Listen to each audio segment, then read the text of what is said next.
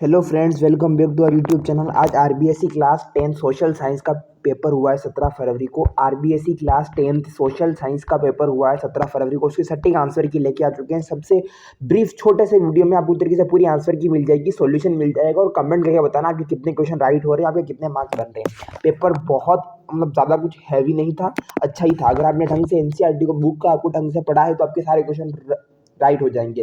जो पिछले model papers जो थे, इंपॉर्टेंट क्वेश्चन बताए गए सारे उसी में से थे। कुछ नया वगैरह, कुछ एक्स्ट्रा, कुछ एक दो क्वेश्चन को छोड़ के कुछ हाई फाई नहीं पूछा गया है। तो पेपर का ओवरऑल लेवल अच्छा था। तो हम फटाफट आंसर की लेके आ गए सॉल्यूशन। जो भी आप एग्जाम दे के आए हो, आप आंसर क्या लिख के आए हो, आपके मैच कर सकते हो। आप फटाफट वीडियो देखना और वीडियो को बिल्कुल भी स्किप मत करना, क्योंकि हर एक पॉइंट पर एक तरीके से आपको अगर स्किप करोगे तो आपको नुकसान हो सकता है। इसलिए वीडियो को पूरा देखना, चैनल को सब्सक्राइब कर देना, वीडियो को लाइक कर देना। आगे बाकी जो सब्जेक्ट बच्चे हैं उनके सारे इंपॉर्टेंट क्वेश्चन वगैरह आपको देखने को मिलेंगे। तो चलिए वीडियो शुरू करते हैं RBSE social science senior secondary examination का। फर्स्ट क्वेश्चन एमसीक्यू में आपसे पूछा गया था, यंग इटली नामक भूमिगत संगठन की स्थापना किसने की थी? यंग इटली किसने की थी? जूसेपे मैत्सिनी ने यंग इटली ने एक तरीके से की थी। जूसेपे मैत्सिनी ने जो है यंग इटली की थी। निम्न में से कहाँ पर 1890 के दशक में रिंडरपेस्ट नामक बीमारी बहुत तेजी से फैली थी? रिंडरपेस्ट प्लेग सुअरों में फैल गया था। रिंडरपेस्ट की बीमारी सबसे जो बहुत तेजी से फैली थी वो था अफ्रीका। ऑप्शन नंबर बी अगर आपने टिक किया है, अफ्रीका अगर भरा है तो आपके 2 नंबर, एक नंबर पक्का हो गया है। ठीक है, तो फटाफट कमेंट करके बताना आपने क्या भरा है।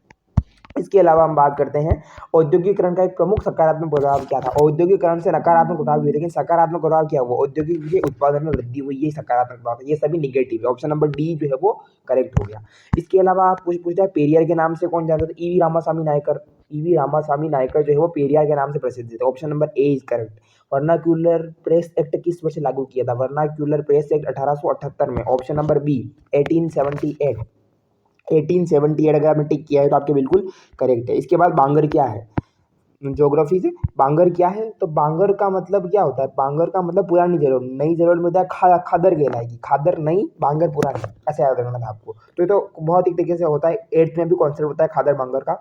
तो पुरानी जलोढ़ मृदा, पुरानी जलोढ़ मिट्टी जो है उसको बांगर बोलते हैं। नवीन पूछता तो वो खड़ीन, जोहड़ और टाका उदाहरण क्या क्या है? खड़ीन ये सभी ये राजस्थान में वर्षा जल संग्रहण की स्थानीय संरचना है। बहुत इजी था एमसीक्यू, तो आई होप कि आपने यही किया होगा।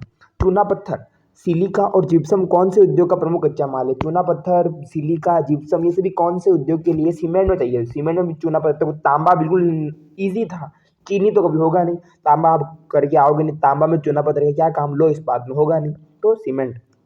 केंद्रीय लोक निर्माण विभाग के क्षेत्राधिकार में कौन से राजमार्ग आते हैं? जो केंद्रीय जो लोक मार्ग होता है, जिसको सेंट्रल पब्लिक जो हाईवे, उसमें कौन से हाईवे आते हैं? केंद्रीय में जो राष्ट्रीय राजमार्ग आएंगे। देखो, राज्य वाले केंद्रीय में नहीं आएंगे, महा वाले में भी नहीं आएंगे, जिला वाले बिल्कुल नहीं आएंगे, जिला वाले राज्य के भीतर आएंगे। तो राष्ट्रीय राजमार्ग नेशनल हाईवे है, नेशनल स्टेट हाईवे, वो एक तरीके से इसमें आएंगे। निम्न में से एक शक्ति की ऊर्ध्वाधर वितरण का जो पावर का एक तरीके से वर्टिकल जो है ऊपर से नीचे के क्रम में, यानी कि ऐसे वर्टिकल का मतलब ऊपर से नीचे का, इसमें जो इसका सही तरीके से क्रम कौन सा है? तो वो हमारे कौन सी सरकार में था? सामुदायिक सरकार में था, कम्युनिटी गवर्नमेंट में, जिसमें हमारा ऊर्ध्वाधर वितरण होता है, वर्टिकल। श्रीलंका स्वतंत्र राष्ट्र कब बना? श्रीलंका 1948 में। भारत से एक साल बाद जो है वो स्वतंत्र राष्ट्र बनता है। श्रीलंका की आज़ादी कब मिली थी? 1948। आप 12th में अभी इसके बारे में दे रखा है, अगर आप 12th में पॉलिटिकल साइंस होगी आपके तो आप इसमें डिटेल में पढ़ोगे। अगला जो क्वेश्चन था, अधिकारम अवसरों के मामले में स्त्री पुरुष बराबरी मानने वाला व्यक्ति की, स्त्री पुरुष दोनों बराबर है अधिकार के मामले में, क्या वो नारीवादी कहलाएगा? बिल्कुल। Option number B feminist. Option number B भरा है, नारीवादी बिल्कुल करेक्ट है। काशीराम ने कौन सी दल का गठन किया? समाजवादी पार्टी नहीं, बहुजन समाज पार्टी, बसपा। बसपा की स्थापना की थी काशीराम जी ने। बसपा की स्थापना की थी काशीराम जी ने। बाम सेब जिसमें हमने पढ़ा होगा। भारतीय जनता पार्टी ने इनमें से किसका नेतृत्व किया? भारतीय जनता पार्टी ने, बीजेपी ने किसका नेतृत्व किया? संयुक्त प्रगति, एनडीए अभी जो गवर्नमेंट में है, नेशनल डेमोक्रेटिक अलायंस, एनडीए का किया था। ऑप्शन नंबर जो है बी जो है, अगर आपने भरा है तो आपका करेक्ट है, एनडीए, नेशनल डेमोक्रेटिक अलायंस, जिसको हिंदी में बोलते हैं राष्ट्रीय जनतांत्रिक गठबंधन। कौन सा एक गैर नवीकरणीय संसाधन नहीं है जिसको हम नवीकरण नहीं कर सकते? वो कौन सा नहीं है? तो पेट्रोल, कोयला, खनिज, जल। जल जो है वो गैर नवीकरणीय संसाधन नहीं है। ये मतलब जल जो नवीकरणीय संसाधन है, लेकिन बाकी सब पेट्रोल, कोयला ये सब एक बार खत्म होने के बाद वापस नहीं बनने वाले। भारत में साख का सबसे बड़ा, साख का क्या है? साख कहाँ से होते हैं? साख का भारत में सबसे बड़ा साहूकारी है, बैंक से ज़्यादा साख देते हैं साहूकार। फिलअप सॉरी, और है यह व्यापार अवरोधक है। यह व्यापार अवरोधक है। व्यापार को रोकने वाला क्या है? निर्यात पर कर या आयात पर कर? आयात यानी कि टैक्स ऑन इम्पोर्ट पर लगता है। अगर इम्पोर्ट पर टैक्स लगता है तो वो आयात पर कर है। एग मार्क किस वस्तु पर लगाया जाता है? एग मार्क जो है वो कृषि उत्पादों पर, कृषि उत्पाद पर लगने वाला उसको हम बोलते हैं एग मार्क। अगला हम फिलिप की बात करेंगे। 1804 में कमेंट करके बताना कि आपके कितने एमसीक्यू थे। 18 एमसीक्यू में थे। आपके कितने करेक्ट हो रहे हैं वो कमेंट करके बताना। 1804 की नागरिक संहिता को आमतौर पर नेपोलियन संहिता, ये मैंने पेपर बताया था, उसमें आपको मैंने बताया था कि नेपोलियन की संहिता जो है उसको जाना जाता है, ठीक है, जो कि 1804 में आई थी। रेगर कौन सी मृदा का नाम है? रेगर जो है वो काली मिट्टी का ही अलग नाम है, ब्लैक सॉइल। काली मिट्टी का अन्य नाम जो है वो ब्लैक सॉइल, यानी कि एक तरीके से रेगर मिट्टी, ब्लैक सॉइल, ठीक है। वन विभाग के अनुसार देश के कुल वन का 1/3 हिस्सा, 1/3 हिस्सा रक्षित है। 1/3 हिस्सा जो है, बेल्जियम की राजधानी सबको पता है ब्रुसेल्स। ब्रुसेल्स ब्रुसेल्स बेल्जियम की राजधानी। रेलवे अथवा डाकघर किसके क्षेत्र के उदाहरण है? सार्वजनिक क्षेत्र के। रेलवे अथवा डाकघर सार्वजनिक क्षेत्र के उदाहरण है। इसके अलावा प्रौद्योगिकी में तीव्र उन्नति वह मुख्य कारक है जिसने वैश्वीकरण को प्रभावित किया है। बहुत इजी थे, कुछ भी हार्ड नहीं पूछा। एक बार अगर आपने ढंग से पढ़ा है तो आपके सारे क्वेश्चन करेक्ट हो रहे थे। उसके बाद में वीटो से आप क्या समझते हैं? निषेधाधिकार, एक प्रकार का किसी शक्ति को मतलब मना करने का अधिकार, कि सब जने अगर राजी है और एक कोई वीटो पावर यूज कर दे तो मतलब निषेधाधिकार, मना करने का अधिकार। मुद्रण संस्कृति से गरीब जनता को क्या लाभ पहुंचा है? प्रिंटिंग। मुद्रण की पहली तकनीक किन देशों में विकसित हुई? मुद्रण की प्रिंटिंग की जो फर्स्ट जो टेक्निक थी किन देशों में विकसित हुई? इनमें से किन 2 देशों के आपको नाम लिखने, आधा नंबर के दोनों क्वेश्चन थे। कौन कौन से नाम लिखे आपने कमेंट करके बताना। तीसरे का थर्ड बताना। सतत विकास क्या है? प्राकृतिक संसाधन प्रबंधन में स्थानीय समुदाय की भूमिका को आपको संक्षेप में बताना था। लौह और इस्पात उद्योग को आधारभूत उद्योग क्यों कहते हैं? जो लौह और इस्पात का उद्योग है उसको आधारभूत उद्योग क्यों कहते हैं? श्रीलंका में अधिकांश आबादी 2 जातीय समूह में बटी हुई, सिंहली और तमिल। सिंहली, इन समूह के नाम बताने हैं आपको। सिंहली समुदाय, इसमें इन्हें कॉन्फ्लिक्ट भी होता है, संघर्ष होता है। सिंहली और तमिल। तमिल जो है, तमिल लिबरेशन, जो लिट्टे वगैरह आप पढ़ोगे 12th में, तो सिंहली और तमिल, ये आप ये लिखे होंगे तो आपको 1 नंबर पूरा मिल जाएगा। सांप्रदायिकता के सबसे बुरे स्वरूप का उदाहरण दीजिए। सांप्रदायिकता का सबसे बुरा स्वरूप, धर्म के आधारित दंगे वगैरह। राजनीति में गठबंधन या मोर्चे से क्या अभिप्राय? जो 1989 से शुरू हुआ था गठबंधन, 2 से अधिक पार्टियां मिलकर एक जो अपने साथ बहुमत नहीं बनता है तो मेजोरिटी में आ जाती है। सिक्के के चलन से पहले किन चीजों का प्रयोग मुद्रा के रूप में होता था वो आपको बताना है। वस्तु विनिमय। अमेरिकी किसान अपने कृषि उत्पादों को असाधारण रूप से कम कीमत पर क्यों बेच सकते हैं?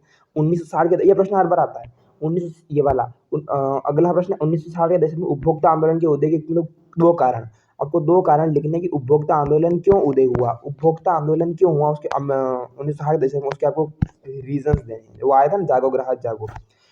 सेक्शन बी की बात करेंगे तो आपके फर्स्ट सेक्शन से कितने में, जो छोटे छोटे क्वेश्चन थे उसमें से कितने करेक्ट हो रहे बताना आप। अगला सेक्शन, 19वीं सदी के कलाकारों ने एक देश को कुछ यूं चित्रित किया जैसे वो कोई व्यक्ति हो। कथन का परीक्षण कीजिए। काफी अच्छा क्वेश्चन था, लेवल अच्छा था इसका, मतलब इसको सिद्ध करना था, एकदम बुक से हूबहू उठा के आ गया। ऐसा कहीं आपको बुक डेस्क वगैरह कहीं नहीं मिलेंगे, हूबहू पूछा है आपको कि उस कथन का आपको कोई परीक्षण करना है। द्वितीय विश्व युद्ध में शामिल धुरी शक्तियों को नामों को, धुरी शक्ति का मतलब होता है एक्सिस पावर जो थी। धुरी और मित्र राष्ट्र थे, दुश्मन जो राष्ट्र थे एक दूसरे के, उनको द्वितीय सेकंड वर्ल्ड वॉर के टाइम उनको नाम लिखने हैं, उनको सूचीबद्ध करना। भारत में सिंचित भूमि क्षेत्र के बढ़ने से उत्पन्न समस्याओं का वर्णन कीजिए। ऊर्जा की बचत ही ऊर्जा उत्पादन है। कथन का मतलब ऊर्जा संसाधनों के संरक्षण की विवेचना कीजिए। सही बात है, ऊर्जा की बचत ही ऊर्जा उत्पादन है। अगले हम बात करते हैं, आपके अनुसार राजनीति में जाति के अनेक रूप ले सकती है। अपने मत के पक्ष में किसी एक रूप में संक्षेप में विवेचना कीजिए। आपके मतानुसार विपक्षी दल की लोकतंत्र में क्या भूमिका होनी चाहिए? संक्षेप में लिखिए। विपक्षी दल की जो लोकतंत्र है उसमें क्या भूमिका होनी चाहिए? यूएनडीपी द्वारा प्रकाशित मानव विकास रिपोर्ट, जो यूएनडीपी जो मानव विकास रिपोर्ट प्रकाशित करता है उसमें की तुलना की देशों पर आधार की 2 का उल्लेख करना है। ऐसे 4 उपायों की सूची बनाइए जिनमें कृषि के अतिरिक्त रोजगार का सृजन हो सके, यानी कि कृषि के अलावा भी रोजगार हो सके। ऐसे 4 आपको बताना। बहुत कॉमन सेंस का पेपर था सोशल साइंस का 10th का, बिल्कुल भी हार्ड नहीं था। आई होप आपके 80 में से लगभग 70 प्लस तो आ ही जाएंगे। सकल घरेलू उत्पाद, जीडीपी की जो गणना में मध्यवर्ती वस्तुओं को मूल्य को शामिल क्यों नहीं किया? हम अंतिम वस्तु का मूल्य क्यों करते हैं, उसका विश्लेषण करना है। जब बहुराष्ट्रीय कंपनियां स्थानीय कंपनी के साथ संयुक्त रूप से उत्पादन करती है, यानी कि जो मल्टीनेशनल कंपनी है वो जब यहाँ की लोकल कंपनी के साथ मिलकर उत्पादन करती है तो इसे स्थानीय कंपनी को क्या लाभ होता है? उसकी भी साख बढ़ती है, क्रेडिट बढ़ता है उसका भी। सेक्शन सी, मशीन उद्योग के युग से पहले अंतर्राष्ट्रीय कपड़ा बाजार में भारत की स्थिति का आपको परीक्षण करना है कि मशीन उद्योग से पहले अंतर्राष्ट्रीय कपड़ा बाजार में भारत की स्थिति कैसी थी, या फिर आपको लिखना था कि भारत के प्रारंभिक उद्यमियों ने पूंजी, तकनीक और श्रमिकों के प्रबंधन को किस प्रकार विकसित किया है, उदाहरण से ही समझाना था।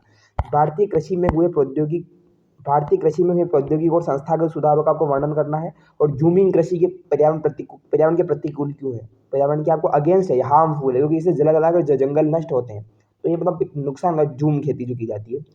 अगला आपका पॉलिटिकल था कि लोकतंत्र में आर्थिक समृद्धि और विकास की स्थिति का विवेचना करनी है, और लोकतंत्र में नागरिकों की गरिमा और आज़ादी में वृद्धि होती है।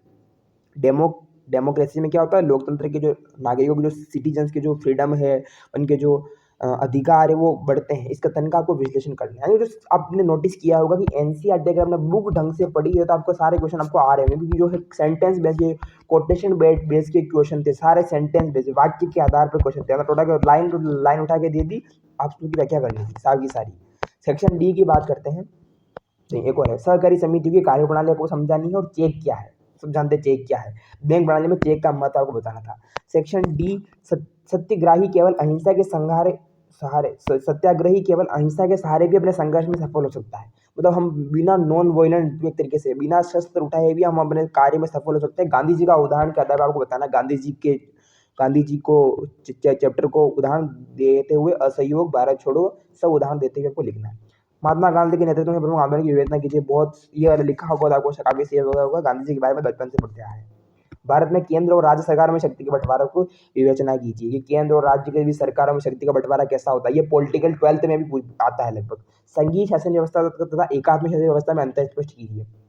एक तो संघीय शासन व्यवस्था जो भारत में है, और एक एकात्म शासन व्यवस्था जिसमें किसी एक ही पार्टी का डोमिनेंस होता है, उसमें आपको डिफरेंस बताना है। अगला आपका मैप आया था। मैप मैंने आपको वीडियो बताया था, उसमें आपको मैंने बताया था कि मैप जो है वो फ्री के नंबर है।